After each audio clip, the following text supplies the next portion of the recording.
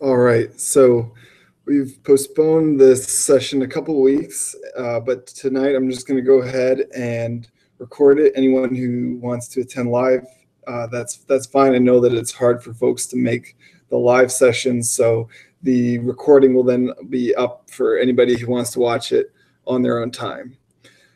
So to give a quick recap of what we've covered so far, basically we talked about how to, first off, the whole approach of hybrid app development, what the benefits are to that versus native app development, which is where you learn Java or Objective-C or .NET or all these different languages for the different operating systems out there like iPhones, Android, etc. That's the native approach. The web approach is where you just make a website that looks like an app, but the problem with that is that then people have to be online to use your app, and it's also slower, and it doesn't have a full use of the different hardware on your phone, like accelerometer and stuff like that, GPS. So hybrid is kind of the best of both worlds, where you pull together the speed, the features, the offline capability of native, but with the cross-platform benefits of web, where you write one set of code with these very easy to use languages, and now that code works on Android devices, iPhone devices, Windows, and even BlackBerry, for those who still use that.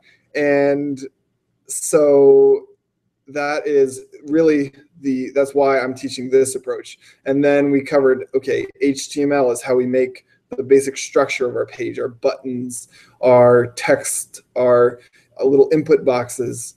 And then CSS is what we use to make it look nice.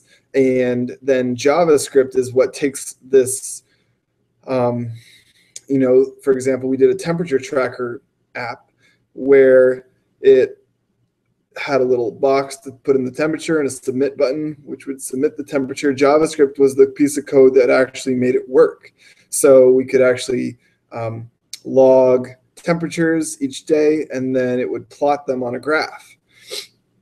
And we also talked about jQuery mobile, which is what makes, basically it's a JavaScript-based library of pre-designed buttons and text boxes and calendars and all sorts of user interface components that you can just use even if you're not a designer.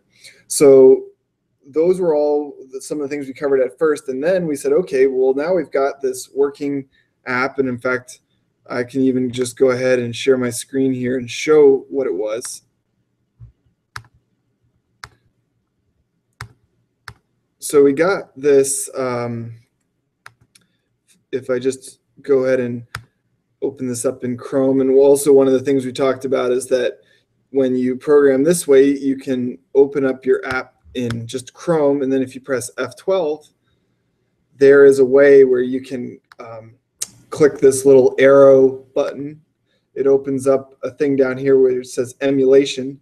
Now in the new version of Chrome, you have to make sure that this phone is checked, and then you can select all sorts of different types of devices. So in this case, I choose an Apple iPhone 5. You can then minimize that and refresh the page. And now it will render your, really it's a website, but it'll render it the way it would look on a phone in the same dimensions and so forth. So anyway, so we'd made this app, which is really just a website. And these obviously must be in like Celsius.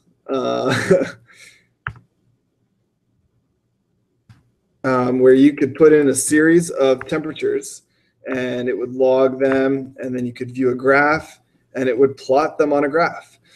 The problem is that in this case, we were just using HTML, CSS, JavaScript, and also jQuery mobile, which again is just JavaScript, but it provides all of these different buttons and styles, and the way that, for example, you saw when I click view graph, it kind of slides the page over and slides back. jQuery mobile automatically does all of that.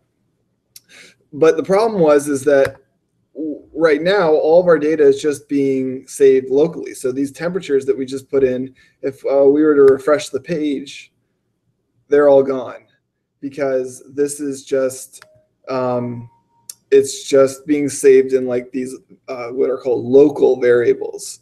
It's not being saved anywhere. And even if it was being saved on the device, which it isn't in this case, we'll get into that later. If you were to then get on a website or then get on another device, you wouldn't have them either. So then what we talked about was, well, there are hosting sites out there. One of them is Network Solutions. I don't recommend them necessarily. I think they're overpriced and don't have the greatest service, but this is what I started out with, so we use this. I talked about, one option is there's a website out there called Web Hosting Pad, which is the cheapest website I know of to get hosting, $2 a month and a free domain name. So that's one option, but there's lots of different options out there where you can get hosting. And basically it's like, think about on your computer, how maybe sometimes you've gone into the, I can just pull it up. You've gone into the computer section of your computer and it says, oh, you've got this hard drive and you've got, so much space and so much left. Well, hosting is basically a online hard drive per se. It's a place where you can upload stuff and have it be saved on the internet where anybody can access it. And so now that gives us the ability to, when someone records temperatures, for example, in our sample app, it allows us to upload them to the internet, and now they're saved and they could be accessed from any device anywhere, which is really neat. And in the app that I co-founded, we do that with high school sports stats. So with basketball stats, you've got a parent at a game, recording, Bobby just made a two-pointer, Jimmy just fouled somebody. And then at the end, they all get uploaded to the internet. And now all of the players, the coaches, the fans, they can see their stats. I'll actually just pull up an example here. They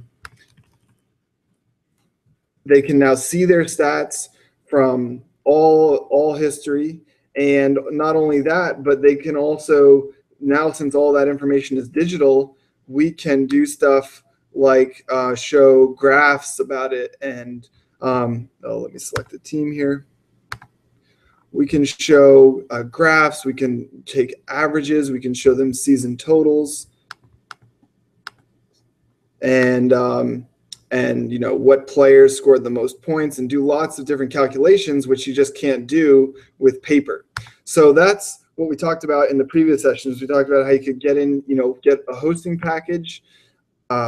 Usually there's a section, whether in this case it's under hosting tools, where you can create a MySQL or MySQL database, which is basically just think about like a table in Microsoft Word or an Excel spreadsheet, where if I log in here, see, I think it was mobile track, you basically say, hey, I want to create a table with, in this case, just two columns. I want one column for the temperature, and I want another column to keep track of the label, in this case, the date and time when the temperature was recorded.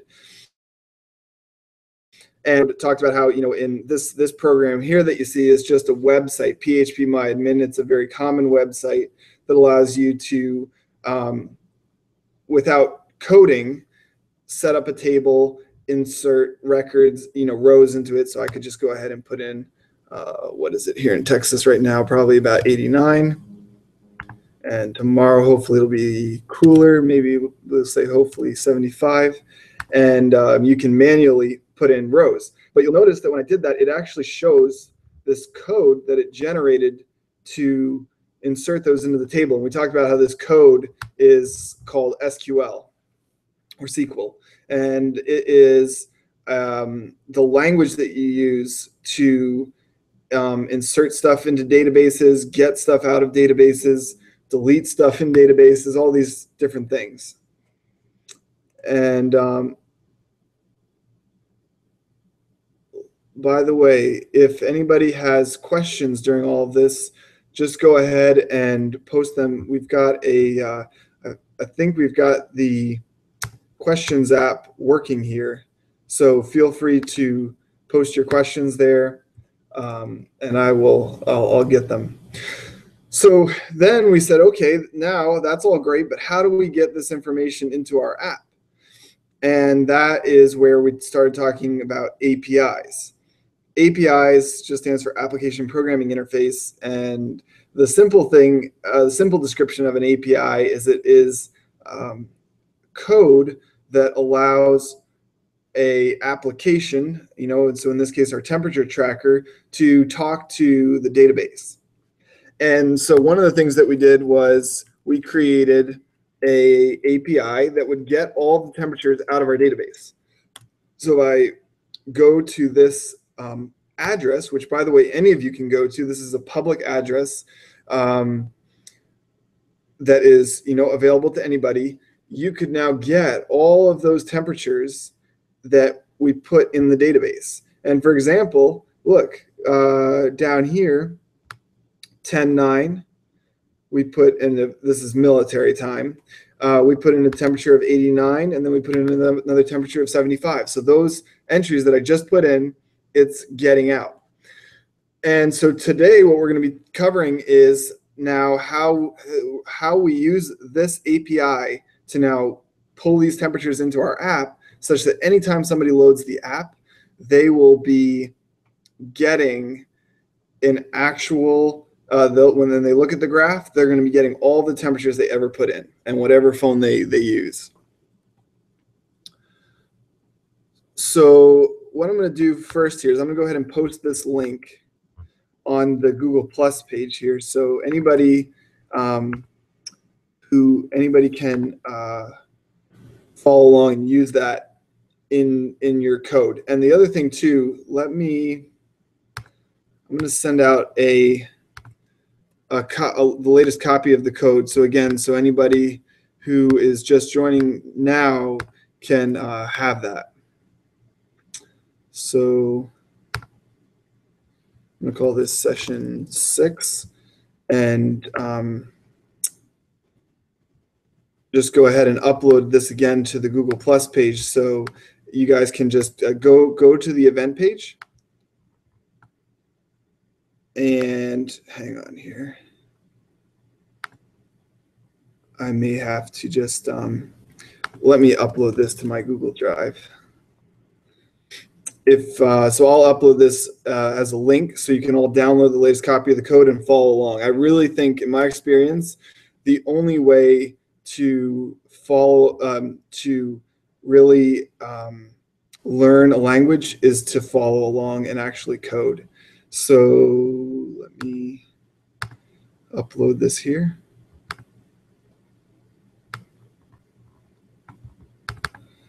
Got some nice pictures from my Whistler trip with my older brother and sister.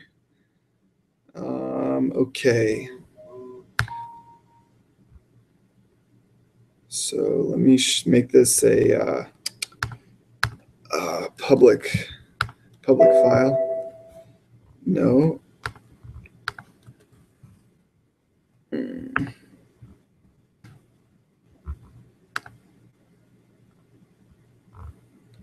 Sorry about the delay here. Let's go ahead and share this. Get shareable link. Okay.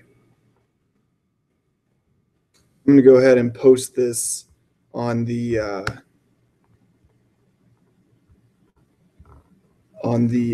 event page. So again, just go to the link that I sent out for the Google Plus, and now what you can do is you can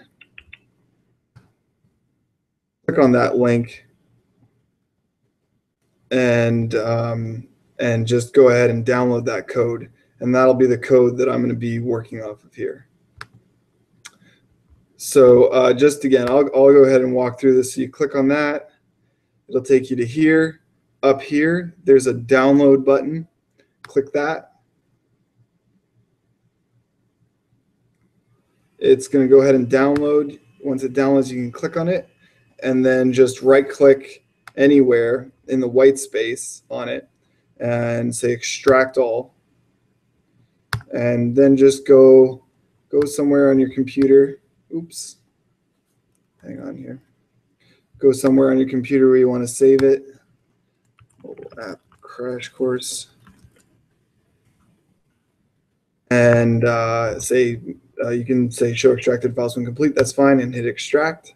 And then it will unzip all those files. So now what you should be able to do is right click on index.html. And actually, let me just go ahead and close all this out.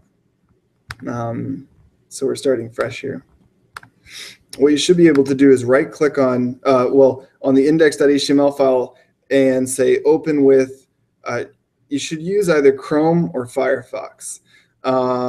If you have the latest copy of Internet Explorer, that will also work. But I recommend Chrome because that is what I'll be using, and that has the emulate mode. So if you have Chrome, use that. If not, you could use Firefox or Internet Explorer and just resize the window to kind of look about like what an app would. So I'm going to open this up in Chrome, and right now it's all stretched out because it is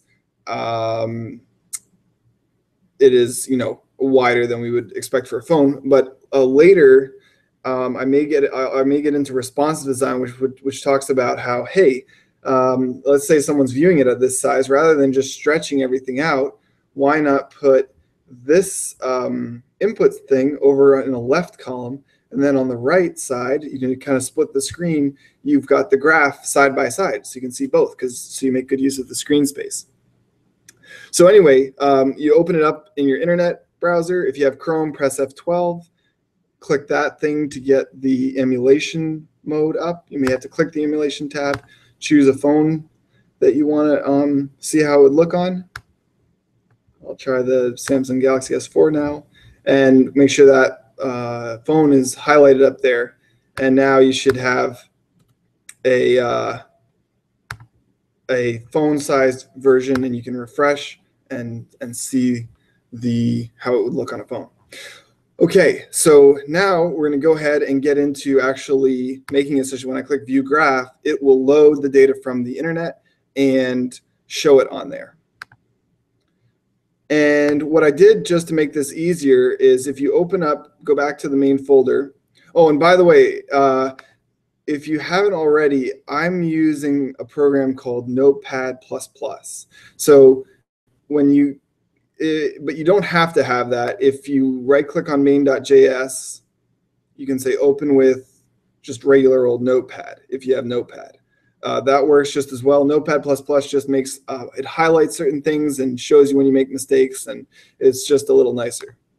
Either way, go ahead and open that. And this is the code that actually makes it work. So you can see we've got something called a function here, where whenever someone hits the submit temperature thing, it passes in the temperature, saves it in what's called an array, just like a series of boxes, and it also gets the current time, and it saves that as well. And right now we're putting up an alert, but we can get rid of that because that's kind of bothersome, and we were just using that to show that it worked. And then down here is where we set up the chart, and we say, hey, when somebody goes to that graph page, go ahead and create the chart. But now down here, you're going to see some code, some kind of ugly looking code. And if you open up in Notepad++, you'll notice that it's all blue like this. And the reason for that is because I have it commented out. And basically what comments are is they're just things that you put in your code that will not actually be executed or run. So usually they're used for, it's called documenting your code, basically saying, hey, this is what this does, such that if you look at it later or somebody else looks at it later, they can say, this is what's going on here. So for example, the way you do a comment, one way is to do 2 forward slashes. And I can say, this code is generating the chart right after the page shows, because otherwise it will break. That way I remember why I did what I did here. And you'll notice that this is all in Notepad++. It's making it all dark blue to show that when it runs the code, it's going to completely ignore that and it's not going to try to be like, whoa, what are all these things? This is not a language we understand. In this case, another way you can do comments is what I do here. I have a / and a star to begin the comment, and then I have a bunch of lines, and then I have a star and a / to say, all right, I'm done with my comment. So to uncomment the whole thing, just go ahead and backspace the star and the / at the beginning, and then also get rid of the star and the / at the end.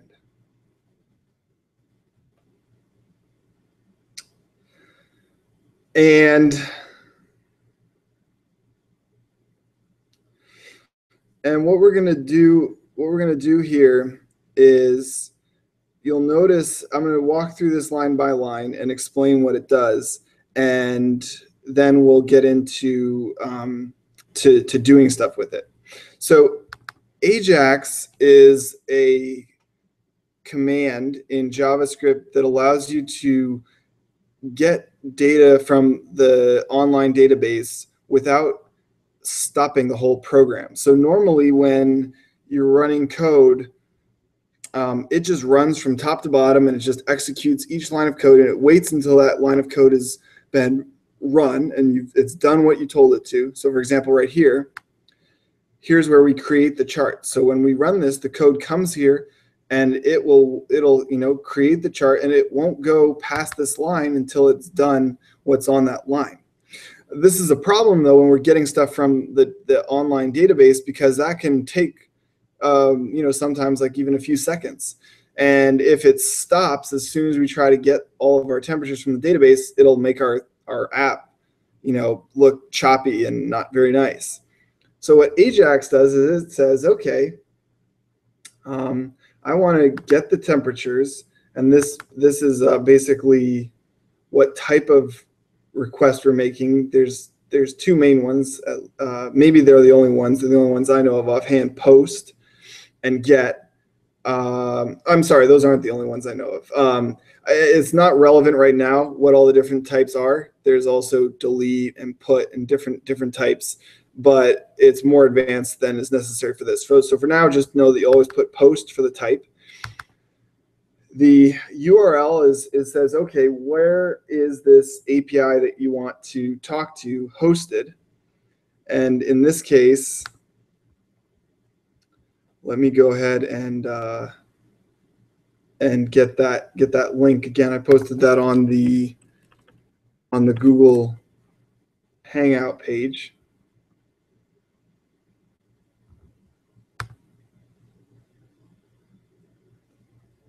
So if I come down here, you can just go ahead and copy that link.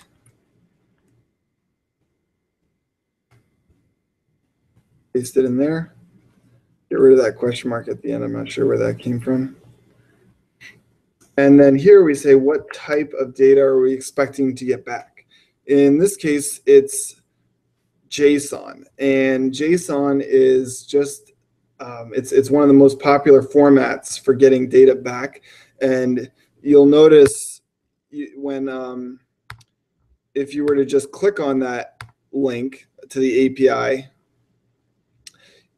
besides the actual temperatures and the labels, they had all these other weird things like these curly braces and semicolons or colons and commas and all these things. Basically, it's a format that the computer knows about, so it's able to separate things and put them into a structure that's easy to manipulate later. So we're saying, hey, we're expecting to get it back as JSON. This piece right here, we're not going to use right now, but this is where you would put any data that you wanted to send to the API when you called it. And so that becomes useful when you saw, for example, when we want to add a temperature, when we want to record a temperature, obviously then we need to send the information to the online API to say, okay, here's the temperature and the time that I want to record. And then finally, this is the really neat part. It has a done section and a fail section. So what happens is that it goes out to this link and says, hey, get me all the temperatures. And whenever you're done, call this function, go to this place in my code.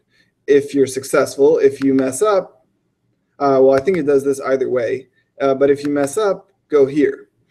And so what this does is this allows us to go ahead and just call this and then just keep doing what we were doing in our code. The user doesn't experience any type of slowdown or anything like that. And whenever it comes back with the temperatures, we go into here.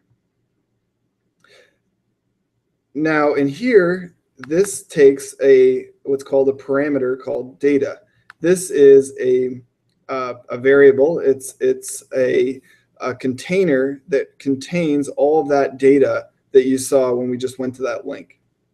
And then inside of here, I put some code that will loop through the data. And you'll notice here, again, going back to it, that we had pairs, and they're contained in these curly braces of temperature and label, temperature and label, temperature and label. So for every row in our table, we have basically a little object here in our data. So what this function here does is it says, okay, go through every row in the table, every pair of data in our returned information, and for each one of those, perform this function. And this function contains an index. So the index is what number it is in the series. Again, going back to that sample data, this would be the first one, this would be the second one, this would be the third one. But a good thing to know about computer science is that we start counting at 0. So this is the 0th one. This would be, so number 0, number 1, number 2, etc. So this will contain that. And then this element contains the actual data. And it's an object. So this has two types of data in it. It has a temperature and it has a label. So you can see here that we can access those by element dot. So I can say element dot temperature, give me the temperature for that element. And then here I just add a little comma and a space and say, and now after that, print out the label of that element. And what this will do, if this works, is this will get the temperatures from the server, and it will then loop through all of them and put up a pop-up for every one of them. Now, to get this working, if we run this right now, and I'll go ahead and do that. And again, when you want to run your code for this type of thing, all you have to do is just refresh the page. If you go to, you notice that nothing happened, right? There were no pop-ups like we were expecting. So whenever something like that happens and you're wondering, what went wrong, in Chrome and I think also Firefox, you can just hit F12 and click on console, and it will show you any errors that happened. This one right here, this no access control allow origin header, basically it's a security feature that I haven't looked into myself fully, but basically it blocks you from accessing APIs on other people's servers. And it's a security thing to protect you. I don't know all of the logic behind it, but since we're running this code on our computer and the API is hosted on a server somewhere else, it says, nope, you can't do that. So what we need to do is we need to find a way to get around that. And since I'm in Chrome and I'm running the session on Chrome, I'm actually going to show you how to do this for Firefox, but you can follow the same similar procedure for Chrome. So I'm going to say Firefox cross origin. I'm going to say Firefox disable cross origin check. And my internet's being slow, but when this comes up, hopefully it comes up pretty soon here.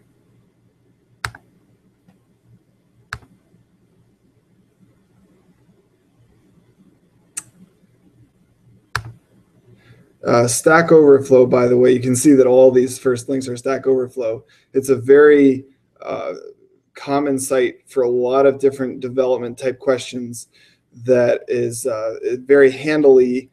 They have people vote on things, and it's really good. So this person's saying, hey, this was talked about in this other place. So I click on that. And also, so I highly recommend this site both for finding answers, and then if you can't find your answers, asking questions. I've done it a couple times and it works great. So let's just see how we disable this in Firefox.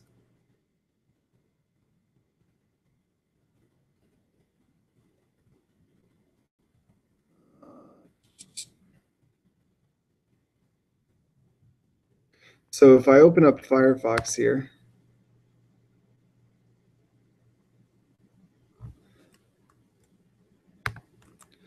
hang on here. So that person's saying that didn't work.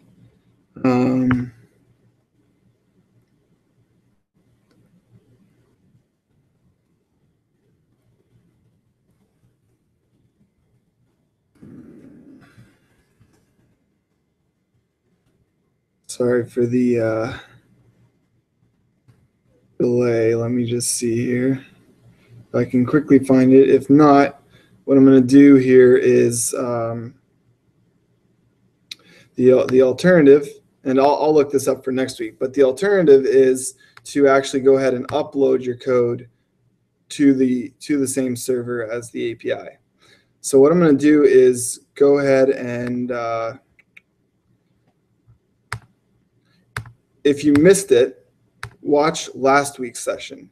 Last week's session, I talk about how to upload files to a server. And what you do, there's a program called FileZilla, and I'm going to go ahead and basically you put in some information, and it allows you to upload things to the internet. And now this will be on the same server as my API, so I'm all set, and I can actually take away, and I actually need to take away that first part because get temps will be in the same place as our index.html file. So I'm going to go ahead and copy all this code, and let me just go ahead, cancel the update. Go in here, take all this code. Actually, the only file that we changed was main.js, so I can double click that. It'll ask me if I want to overwrite it. I'll say yes. And now I can go to, and I'll actually just open it up here so that it'll be in the same same tab. So look at what just popped up.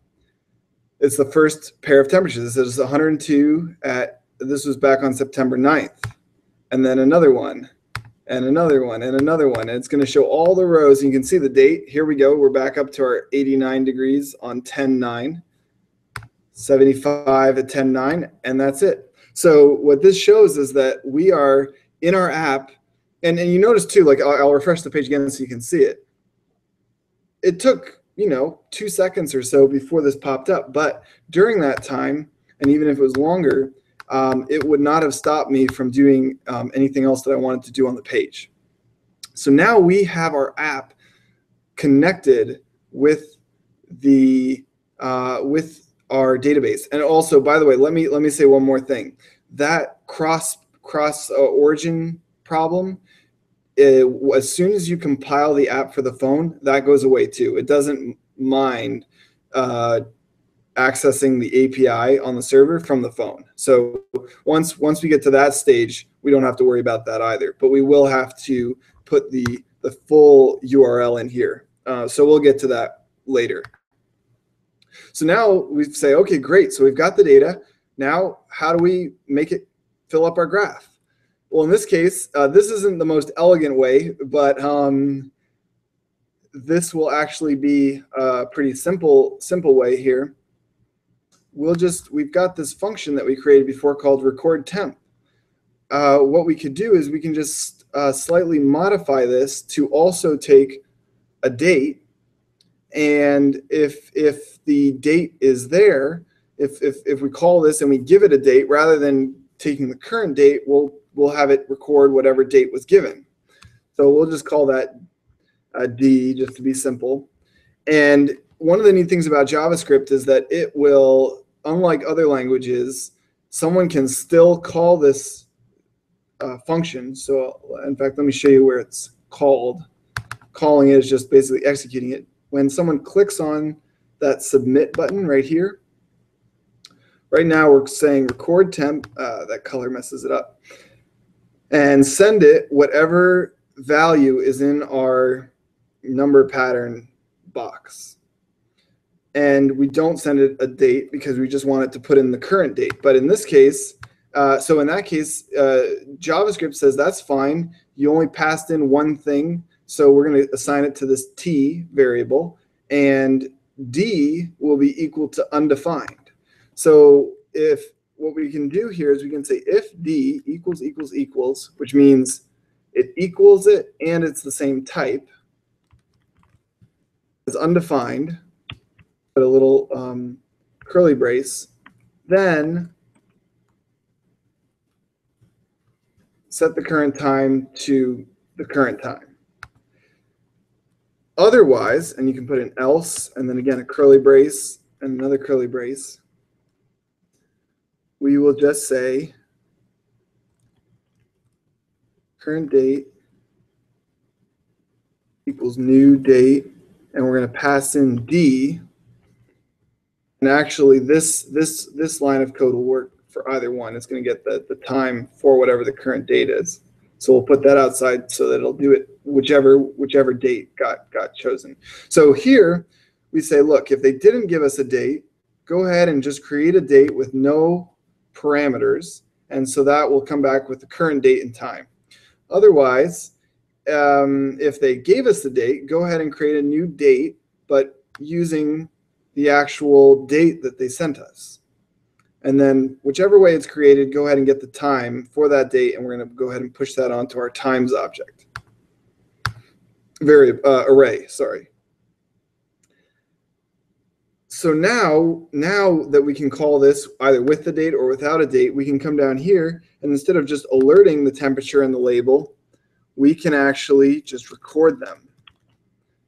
And so we'll put them as two separate things. So we'll say record temp, and we'll say pass in the temperature, and go ahead and also pass in the that label, that date and time object. So I can go ahead and save that. And again, if you haven't watched the session from last week, go ahead and watch that, because that in there I described how you can go ahead. You'll notice that some other folks who were following along, they created their own folders here and uploaded the API to it and all that. The previous sessions will cover how you can do the same thing, so you can actually upload your code and run it for yourself here. I'm going to go ahead now, though, and just go ahead and upload that file. And so now, if I refresh the page and I go to view graph, wow, look at that. So now we have all of those temperatures that we put in online. So any one of you, by the way, can, let me just go ahead and post this in the room. Any one of you guys can go to that link. Actually, hang on. Going directly to that link may not actually work because it needs to load the data before it goes to the graph. So let me delete that and just, and we could solve that by not loading the graph until the success function of getting the data. But let me just go ahead and just give you the link to the main page. So I just went ahead and posted that, and it's now taking all this data and graphing it out so that if you guys go to that same link, you're going to see the same thing that I see here, even though we might be on opposite sides of the world. And that is just really the neat thing about databases and APIs.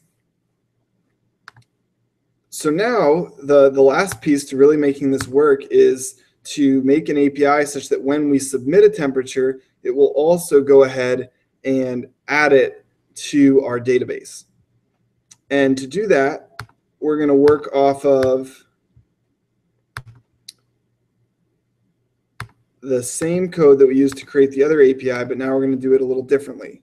I should probably go ahead and take this get temps file and upload it so you guys can use that as well. So let me just upload that.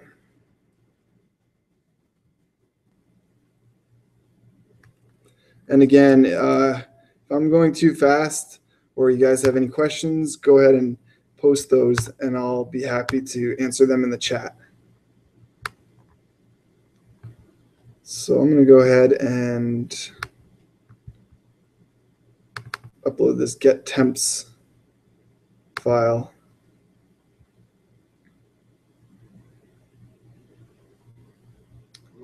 And share that.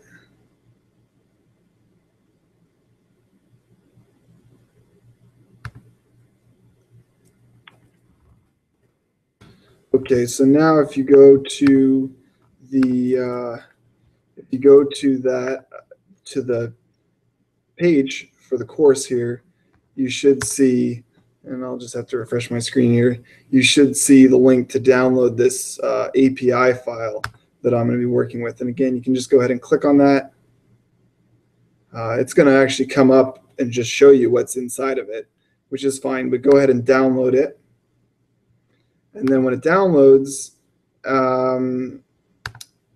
it will hopefully open up by default for you in Notepad++. If not, and it pops up and says, what program do you want to use to open it? You can either say just plain old Notepad if you have that. Otherwise, I recommend using Notepad++ if you have that.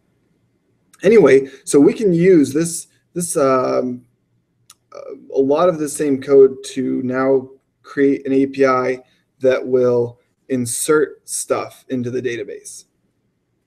So the first thing that we need is some code that will get the temperature and will get the date that the app is sending to us. And to do that, let me go ahead and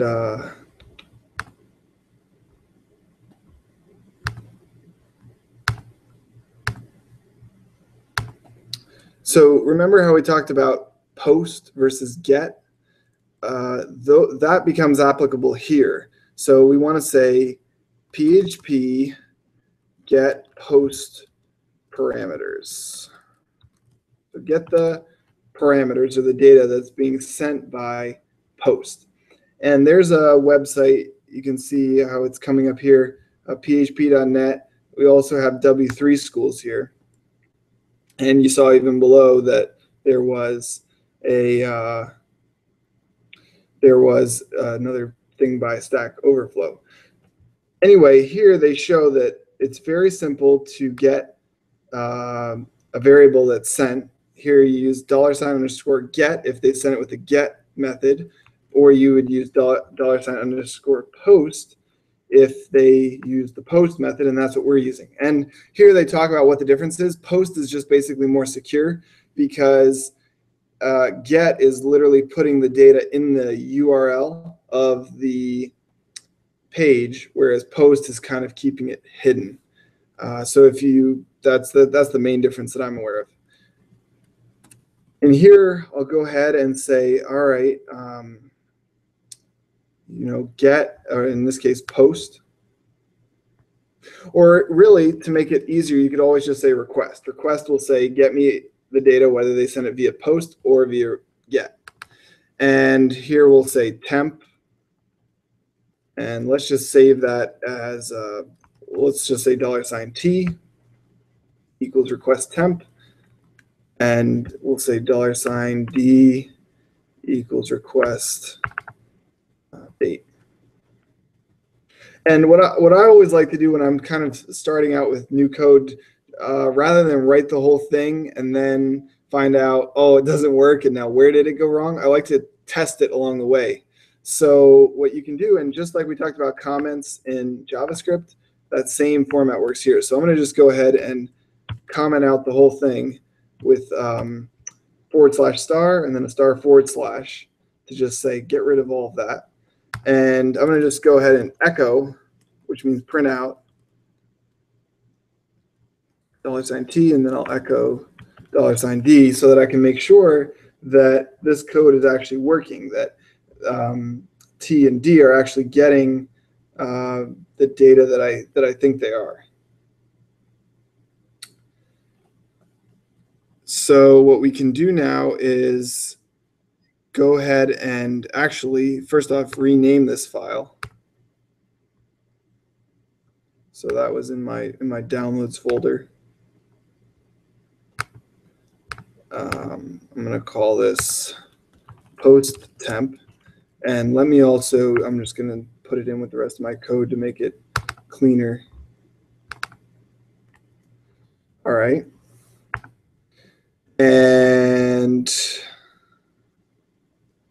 refresh this over here, double click on it, and it'll upload to the server. If I refresh over here, you'll see that it's on there. And now I can go to the website here, and instead of saying gettemps.php, I'm going to say posttemp.php. And right now it's blank, and that's the way it should be because we're not sending anything. But now if I say $temp equals 98 and date equals 10/9/14, aha, it does 98 and 10/9/14. By the way, this up here is that get method.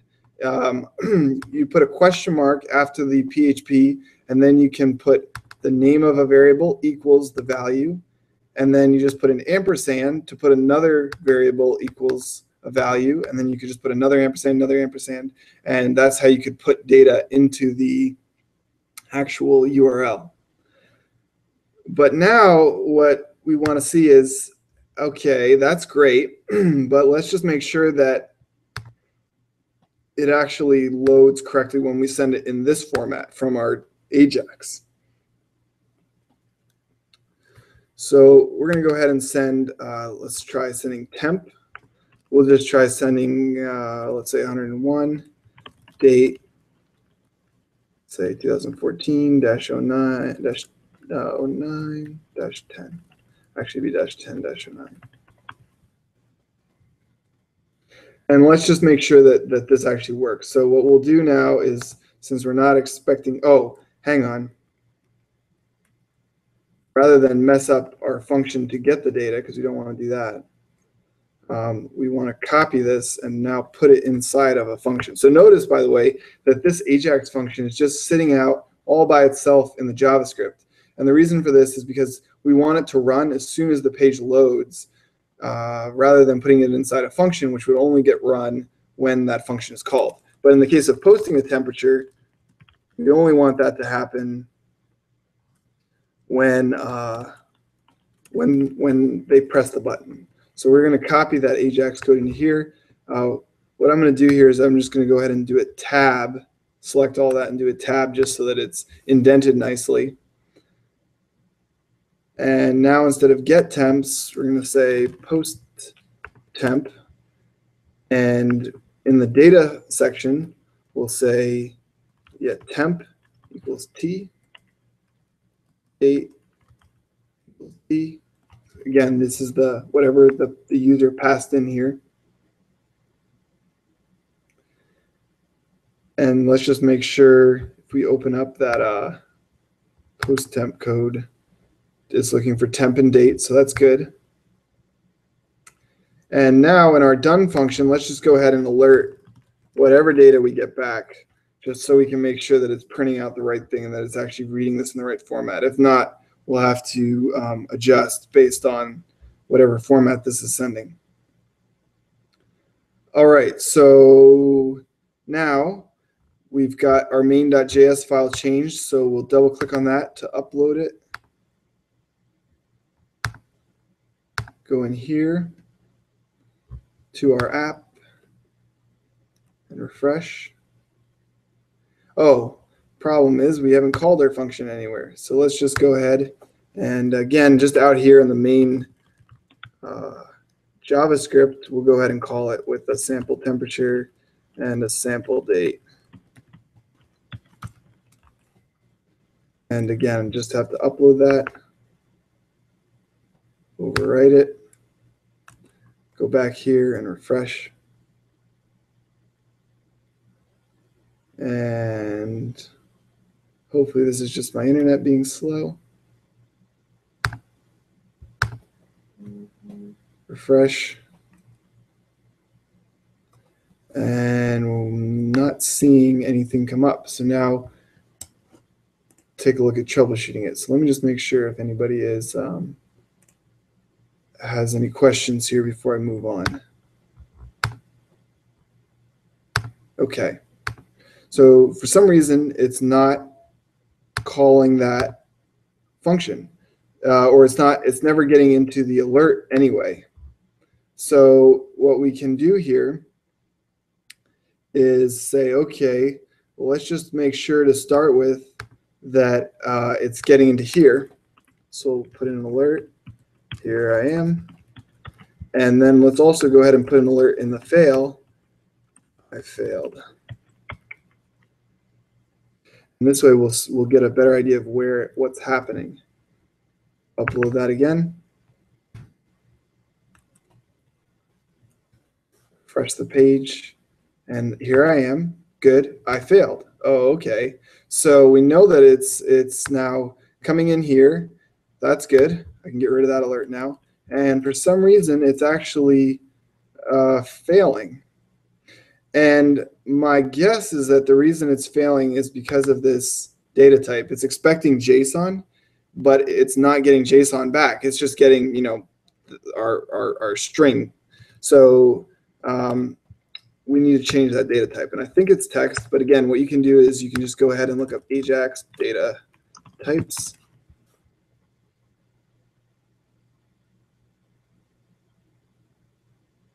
And let's just take a look at this one here. Again, there's a lot of documentation out there, a lot of help for these languages, which is one of the reasons that it's one of the easier things to learn. And again, I guess it's just this combination of presenting here and my slow internet that is making this really slow.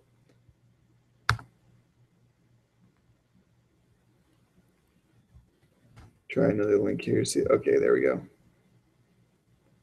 So here we've got data type. See if they doesn't look like they expound on what it should be. So I think what we can actually do is just go ahead and get rid of it and say, hey, whatever comes back, just be okay with that. So I'll upload that again, run it. And this time we're getting our 101, our temperature, and the date. So we know that it's reading it correctly. So that's great. We'll go ahead and now go back to our API. Now we know that T and D have the actual temperature and date that is being passed to it from the app. So now all we have to do is actually go ahead and put it in the database. We can get rid of the echo at the end because we don't have to return anything. And what we'll say is now we'll use that SQL that we learned in, I think, last session, insert into, let's see here, insert into David D. And I think what we're going to do is we're going to say insert values. And again, whenever I forget these things, and you can just go ahead and look up insert into, and you can see that they're already saying MySQL. And just get a quick refresher on the specific syntax. So here, once this loads, it says insert into table name values such and such. So I'll just go ahead and copy that, paste it within those quotes. and then just get rid of that line break there. So it says insert into the table name. Well, my table name is David D. Again, if you watch a previous session, you can name it something else that's specific to you, and then you put in your values. So in this case, by the way, this whole thing is inside of a string. So what we want to do is we want to, if I just put $T, it's going to put $T into the table, which is not what we want. We want the string mode, so I close the string, put a dot. In PHP, a dot is how you kind of add stuff to a string, which is just a line of text. Now I'm going to put $T, another dot, another quote, put a comma, another quote, another dot. You know, I'm building my line of text here. $D, another dot, another quote, and then that parentheses. So if you can see what this is doing here, basically, you know, we've got the text, insert into David D, values, and then we've got this opening parentheses, and then right after the opening parentheses, whatever value is stored in $T, like for example 101, will show up next in the string, followed by this comma, followed by a space, followed by whatever is in the date, followed by closing parentheses. And this string, you could actually go to that site that I showed you before, that PHP My Admin site, copy it into that SQL box and run it, and it would actually just go ahead and insert it into it. But the nice thing about this is that this will now take the temperature and the date that we passed, that the user just entered, and put that into the database. So that's all we need. In fact, we don't even need to get the results because we don't care. It's just doing something. It's not getting anything. And now we've got our post temp API built. Now we can see if it works. So go ahead and I'll, just for good measure, upload main.js in case I changed anything. Upload post temp again, since we know we just changed that. And go back to our main.js code, which again, our JavaScript code is where we make the website work. And instead of just calling post temp here with this dummy data, we'll go ahead and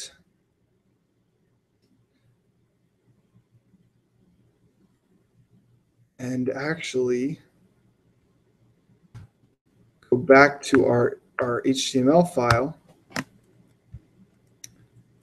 Hang on here. And now when someone records a temp, we'll not only record it locally, but we will also copy this whole thing and so we called this post temp down here, put a semicolon, and then we'll say also go ahead and post that temperature online. So whenever somebody clicks that submit button, we're going to record the temperature locally, and then we're going to post the temperature that they just put online. And again, this is not the best code. Really what we should do is find a way for there to be one function that does both. But just to make things simple, since if I did that, it would also add every point again when we load them. So just to keep things simple, we'll just call those two functions separately right there. So now what should happen when someone hits submit, it's going to go ahead and it's going to save that temperature to the phone. I'm sorry, to the session right away, and it's also going to go ahead and post it online. So let's go ahead and try it out to see if it works. So first off, I'll go ahead and upload the new index file, the new main file, go back to the website. Just make sure I don't have any questions first. All right. So let's go ahead and try it. Now, just to kind of prove that these are new temperatures and do something obvious, let's do some really low ones. Let's do 2. And view graph. So that's good. We see our 2 new ones, but that's nothing new. We had that before because it stored them locally. What will prove if this works is if I refresh the page, if that data is still there. and it isn't. So we've got a problem. So let's take a look. Let's take a look first off. I noticed that it was popping up something, which is interesting. Not sure why it should pop up something. So go back to main, and let's just see what's going on here. So it's alerting the data. Okay, so that's good news in the sense that we know that it is successfully returning from our API. Now, the other thing we can do is we can go check in. Let me pull up the database. We can go check in the database and say, oh, you know, was that data put in the database, and maybe it's just in the wrong format. And if I go back to session 5, I posted a link to get into the database.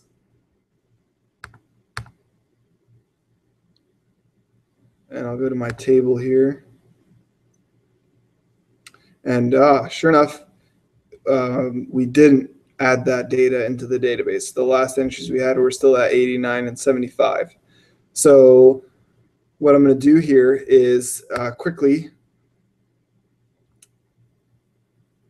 take a look at what's going on. Okay, so you can see right away what the problem is. We are, well, one problem is that D is empty. We're not passing it a date. We're only passing it a temperature. So what we want to do is fix that. And what I'm going to do just really quickly here is I'm going to add another parameter that's going to say local only. And so when we are adding the data into there from when we load it, we'll say local only to true. Oops. Sorry, hang on here.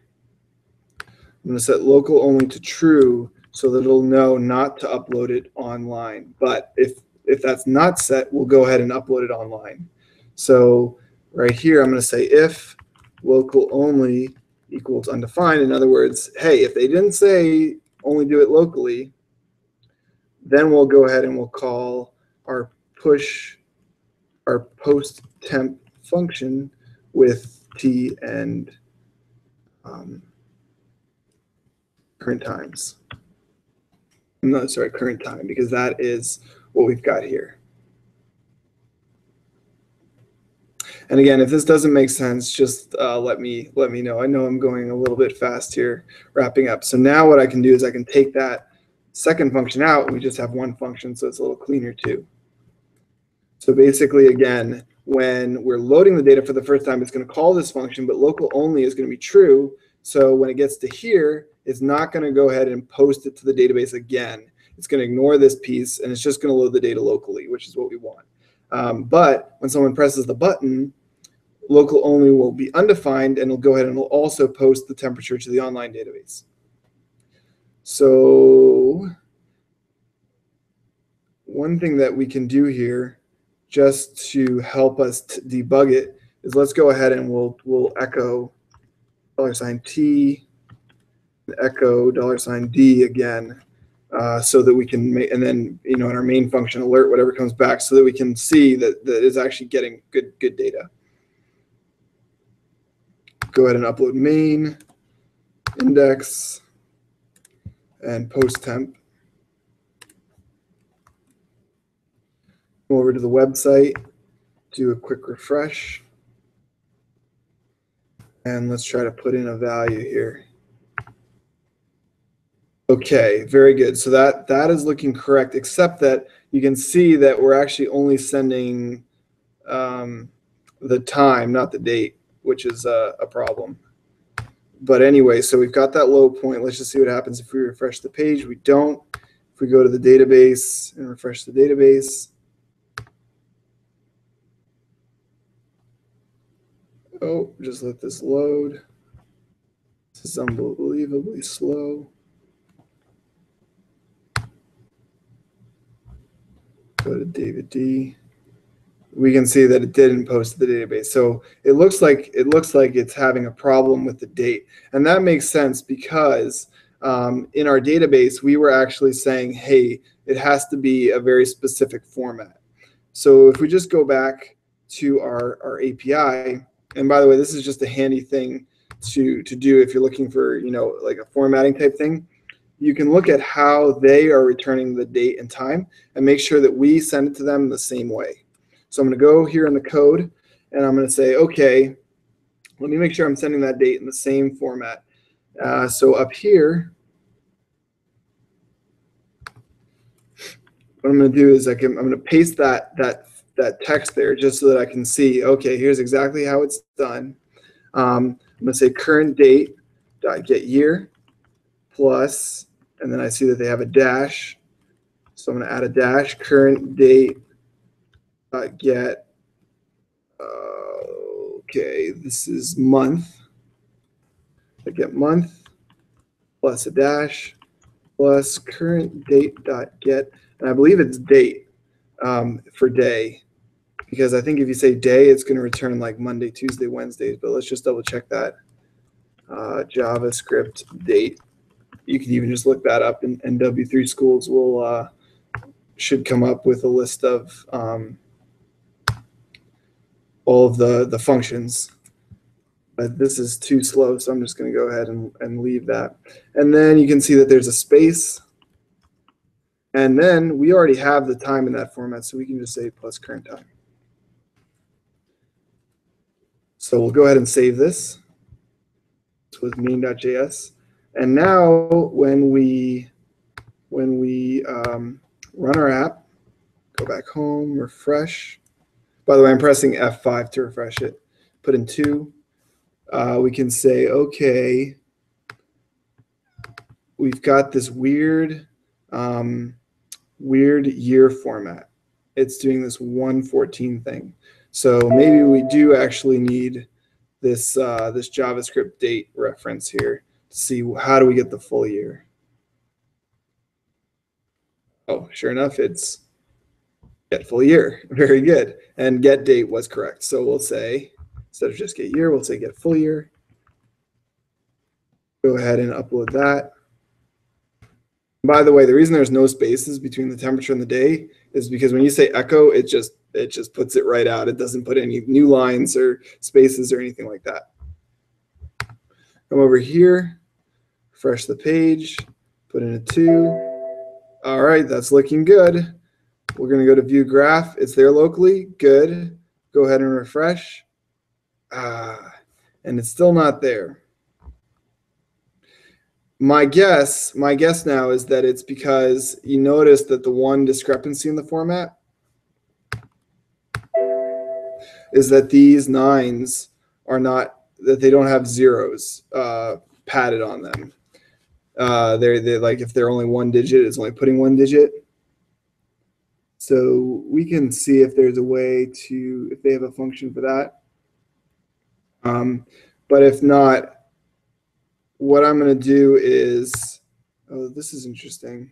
Let me just check this. So this function here, to UTC string, this basically takes a date object and it returns it in a format, but sadly it's the wrong format. So rather than take up time today, what I'm going to do is, in time for the next session, I will look into this, get it in the right format, such that and give you an updated copy of the code. Or if you want a good challenge, look it up yourself.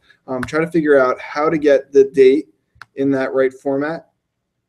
And next week we will now talk about how to take this app, which is now will be a fully working app once we get that piece going, and now actually get it onto the phone and use some of the special things on the phone through PhoneGap to make it an actual app. So I'll look forward to seeing you then, and thanks everybody who watched. And if you have any questions, feel free to post them on the Google Hangout page there, or just email me. So I'll see you next week.